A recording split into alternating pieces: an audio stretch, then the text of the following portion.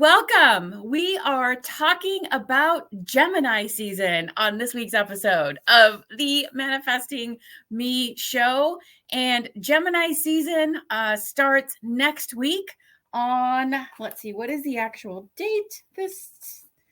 I just had it open. It starts on May 20th. And if you are not familiar with Gemini season or that type of terminology, this is when everyone who is a Gemini, has a zodiac sign of Gemini, will be having their birthday. And this happens when the sun is in a particular zodiac sign. So currently it's in Taurus. So everyone having Taurus birthdays, is coming to Taurus season's coming to an end. And then Monday we jump into Gemini season. And so I'm going to talk about ways to work with Gemini season or Gemini energy in general, even if you are not a Gemini. I have a friend who told me a while back, and it was something that I had not even taken into consideration. She is an Aries like I am. And she said to me, well, I don't really pay attention to anything else because I'm an Aries. So I only need to know things about Aries, right? And I had not really put that thought process together. And that's actually not true. All of the zodiac signs are ones that affect us because we all experience the sun in those zodiac signs. And if you get a birth chart done for yourself, or if you do your, draw up your own birth chart online, we have all 12 signs in our zodiac, in our birth chart. Everybody does. So the different placements and things give you different information. But to keep it simple and basic, I'm going to just share some general traits, some general information about Gemini, a little bit about maybe some activities that you can do, or some questions to ask yourself, things to keep in mind during Gemini season.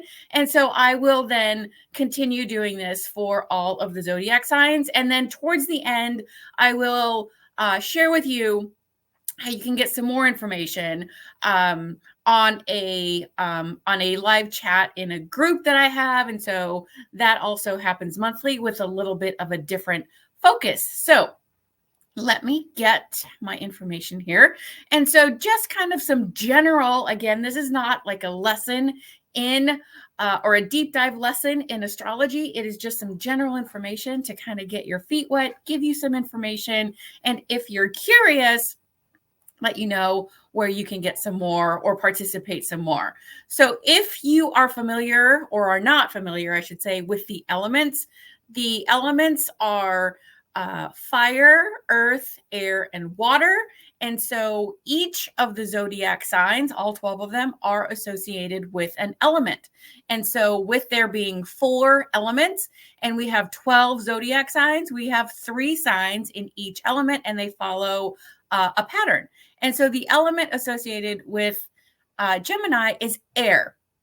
And associations to air are communications, thoughts, beliefs. So things that kind of go on in our head up here, right? And then also communication. And so how we communicate our thoughts and beliefs and desires and preferences and just our communication style. And so it is ruled by the planet Mercury, which also has some communication, or a lot of communication associations and aspects to it. And so that is Gemini. And the symbol of Gemini is the twin. So it represents the twins. So there's that energy and aspect as well. So, right, they look the same, but they're not necessarily the same. Different personalities, different styles, different preferences, even though they are twins, or, in twins. I am not a twin, so I cannot relate to that aspect of it. So here are maybe some general personality traits for Gemini. And please know that this is not set in stone. It's not going to apply 100% to everybody because, like I said, there are other contributing aspects in your individual birth chart. But generally, Gemini personality traits, I guess, are Geminis are very communicative and social. They love to talk. They are good at communicating. They can take maybe some concepts or ideas that are unclear or maybe harder or more complex to understand and break them down into simpler ways of digesting them so that other people can understand them as well. They connect well with people. They love to be social and usually enjoy like good conversation, right? Like good conversation about topics they enjoy or learning about topics, exchanging ideas. So definitely think of it just a step above or a little bit more than just that general what is the word I'm even thinking of? Just kind of like social? No. Oh, I had it. Like just like, hi, how are you? Weather, like very general conversations, not very deep or getting very involved. So Geminis like to go deep and learn about stuff, learn about things they're curious about. And that's another trait, very curious and adaptable. This air element, this air association makes them curious with their thoughts and beliefs and thinking and wanting to learn new things. They also are or can be flexible in their thought processes. Like they have at least a little bit of an open mind. They're willing to take in other people's opinions and be okay with not agreeing and actually have a discussion about it without necessarily trying to convince the other person to believe their way or to come to their side, simply expressing it and also learning, hearing out the other people and the other points of views. Geminis generally have infectious energy is a phrase that I hear a lot. Infectious energy, people like being around them, or they bring positivity, enthusiasm, maybe some energy to social situations and interactions, either on a group level or one-on-one. And so some strengths that go along with Gemini talks a little bit about being versatile. They adapt to new ways of thinking, or at least, when your opinion changes or your perspective on something changes. Sometimes if you're not open-minded or you don't have this natural trait, it can be very hard, right, to switch, or you feel a certain way, like either resentment or challenged in looking at another perspective and changing opinions, especially if it's something that you believed for a long time or that you thought was something that wasn't changeable. So Gemini type of energy it's easier to say, oh, hey, I see things differently now. I see this way of thinking and it resonates more with me. Or I was not aware of that, and this makes much more sense. It's not super difficult. I guess it would apply on a case-by-case basis too. So very versatile and adaptable.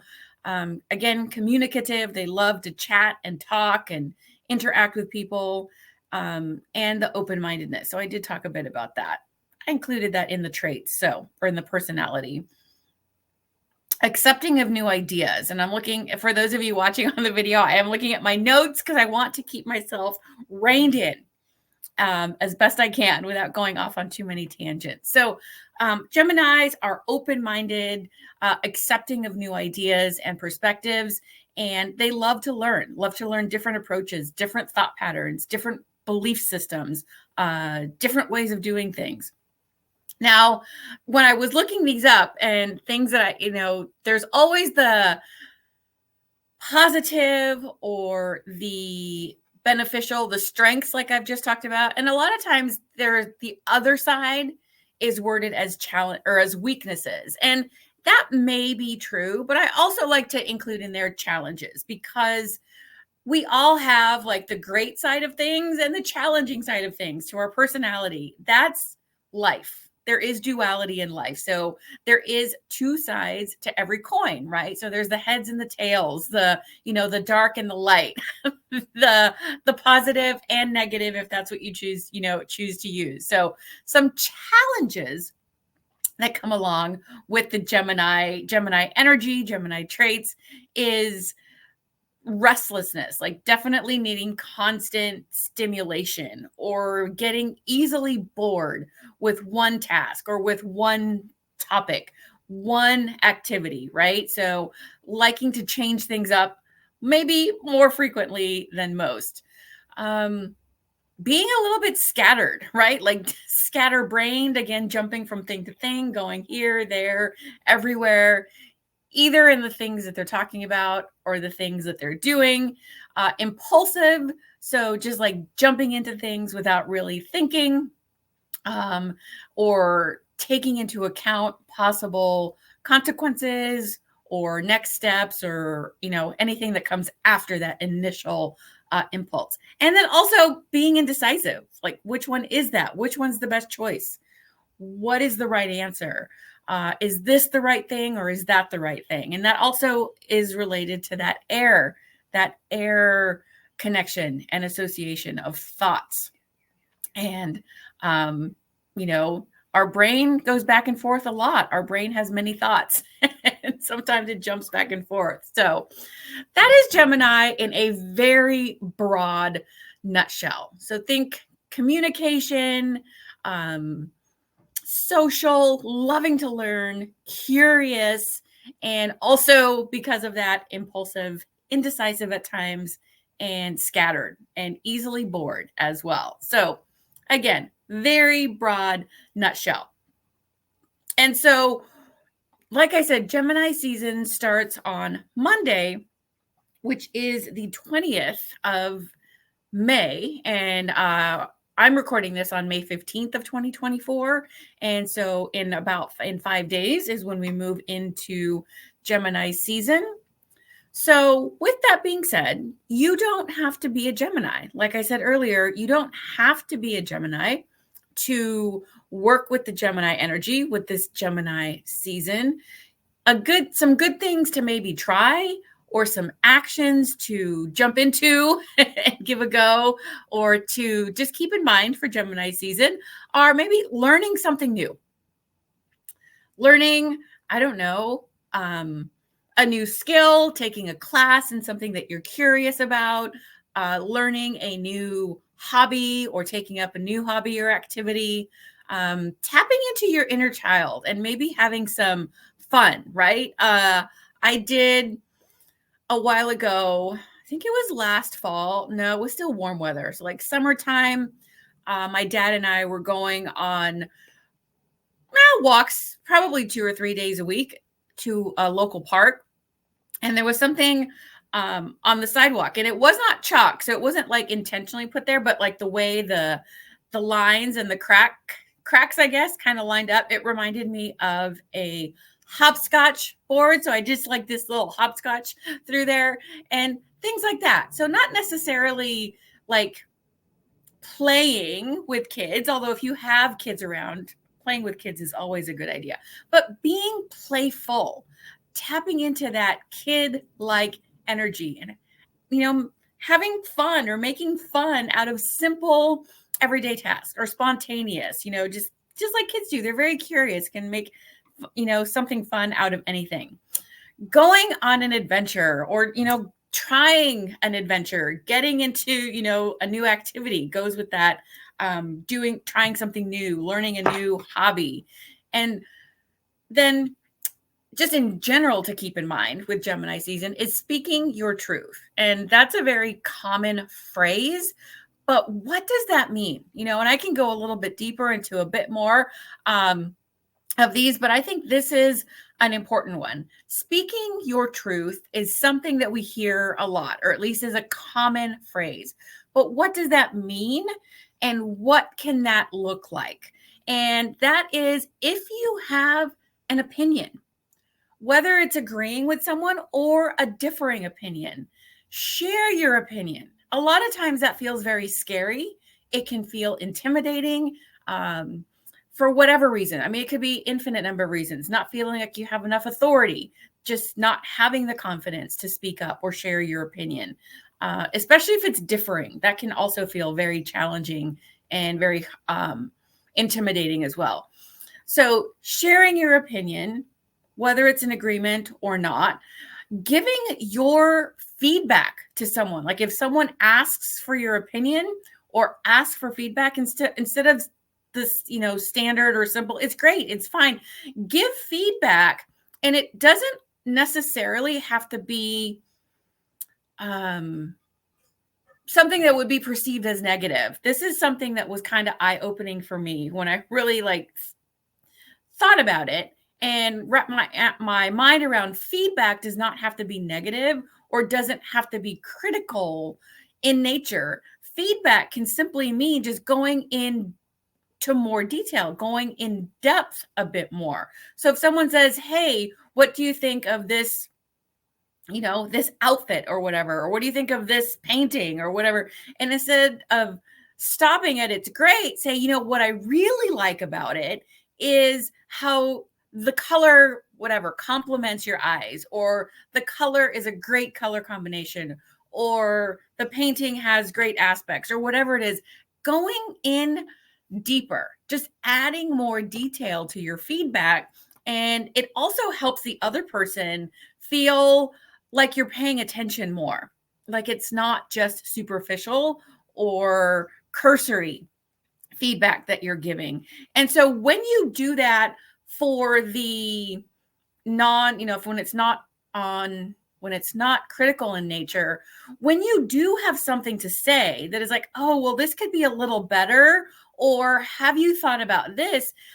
I tend to think that it's also received better by someone when you also give more in-depth feedback when it's not criticism, because it shows that you're paying attention. It shows that you actually have considered or taken into account what they're presenting to you.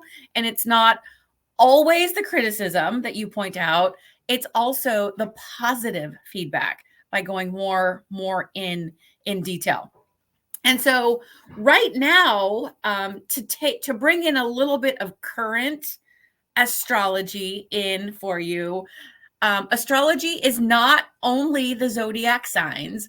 Astrology also includes learning about planets and asteroids and the zodiacs and all the celestial bodies that are up there in our sky and solar system.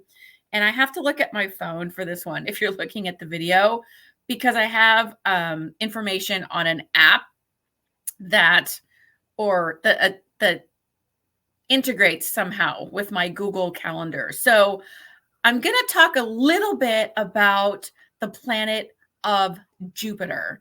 And so Jupiter, the associations are that it's a very expansive planet. So wherever it is in the zodiac, like it expands, let's say it's in Taurus, because right now it is in Taurus, and then it will be moving into Gemini.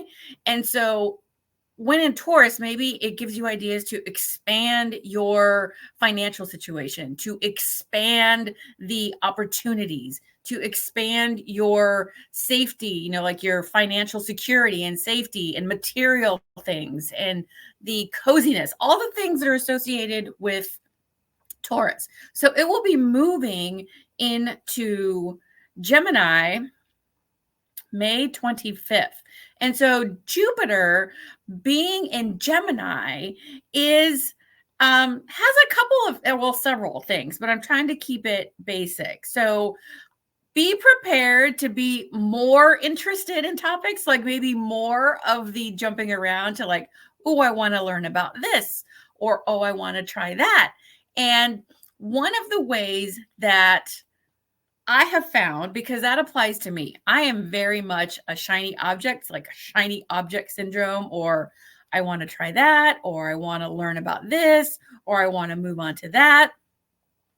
One thing that I have found helpful to keep me from hopscotching and jumping around so much is learning about different aspects of one thing. So for example, if I'm going to, when I was getting ready to put my podcast together. So learning about podcast platforms was definitely important, but also learning about the types of equipment like lighting and what would I use my podcast for on video platforms, audio platforms, turn that into a blog. These are all things that I do, but learning about different aspects of the core topic or how it can be used in different ways. And another personal example that I will share with you because it applies, it very definitely applies to this Gemini energy is one of the things I'm working on is getting better at, because I have a very cursory knowledge of the French language. And when I was doing a lot of driving out, in field work and things like that several years ago, it was much easier for me because I have an app that I would just play the lessons as I was driving. So I would do the exercises and the conversation exercises and the learning as I was driving. And the lessons are about half an hour each. So it was very easy, especially here in LA, to at least get through one lesson because half an hour in the car is nothing here in Los Angeles. And so I would do that. And that, it's my doing, obviously. I don't feel it as easy to do that now. It's like, oh, I don't have time to just sit and listen to a lesson for a half an hour. And I do it when I drive still. I just don't drive as often. So what I found, instead of feeling defeated or unsuccessful and giving up on learning French or getting better at it, I have found different ways to do it. So I have found a podcast that incorporates, it's a storytelling podcast, but it's in French. And there's a combination of English and Spanish, English and French. I already speak Spanish. So English and French so that I can follow along and also get context from the narrator chiming in English. And so it's not a lesson. It's not a formal lesson like the lesson app, but it's still a way for me to learn. And I also, when I get bored or, like, oh, that's not really so stimulating anymore, I listen to French, like songs, French music. I searched on Spotify for French songs playlists or whatever and found a couple. And so I listen to that and I'm still getting the learning of hearing the native language, hearing it in song, in lyrics, as opposed to spoken word. And so I learn in different ways, but it's all working towards that same goal of getting better at and becoming fluent in French. So that's what I mean by different aspects, or using, doing the thing you want to do in different ways instead of jumping from thing to thing. So for example, if I had taking the driving in the car and listening to the lessons there, if I just got frustrated, like, oh, I don't do that as easily now, or I just don't default to that, I could have very easily have gotten frustrated and said, oh, well, there goes that idea. But no, it's like, okay, maybe I don't listen to the half-hour episodes as often, but I can still learn and get other input and getting my brain used to how the language sounds. I can still practice saying the words, using a native speaker's example. And I have also found meetup groups that have like French speaking practice, and you can do that on Zoom or in person. So look at different ways of doing this, the core thing, instead of jumping around to another project or another hobby or another whatever it is, right? So I got off on a little bit of a tangent. So let me go back to where I was with Jupiter in where am I? In Gemini. And then I will wrap that up with this. It's just because this is present day relevant, or just like currently in 2024, because this doesn't happen every Gemini season. So when Jupiter moves into Gemini, it is a time of where you are more easily receptive to new perspectives.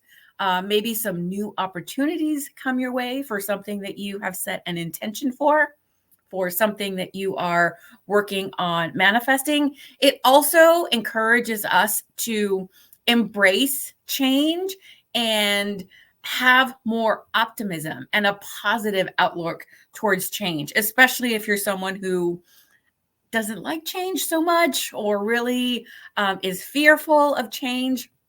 If you are thinking about the energies surrounding us and that we have access to, it's like this might be a better time to start to implement some change because it might not feel as challenging. And so I'm not saying this is going to automatically wipe the slate clean. It's just tapping into what is happening. And so knowing these things can help you plan things, can help you say, oh, hey, this is a good time to maybe make a change that has felt hard for me in the past. And not that it won't be challenging, but there might be just that little bit of an edge taken off or feel just a little bit more doable than it has in the past. And so Jupiter's, like I said, the association is that it's expansive. It expands the energies that it's traveling through. And Gemini likes to learn, so you might feel more called to learn. It also encourages us to think outside of the box because, again, Gemini is communication and Jupiter is giving this opportunity of expanding. So, hey, maybe I can look at things differently more easily right now. Maybe ideas that are outside of the box or not the normal way of thinking might come into play and being more versatile and adaptable and making it easier to embrace new ways of doing things, new ways of thinking, learning new things. So just think of it as this opportunity to expand these things. And that's all the notes I have. Because, I mean, astrology in and of itself is almost a never-ending hole, I think. It's like a never-ending black hole because you can learn so much about it.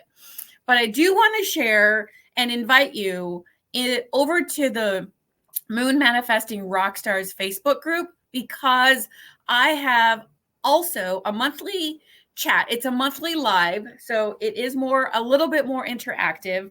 And this month's chat for the Gemini season is on Sunday, May 19th, in the Moon Manifesting Rockstars Facebook group at 11 a.m. Pacific, which is 2 p.m.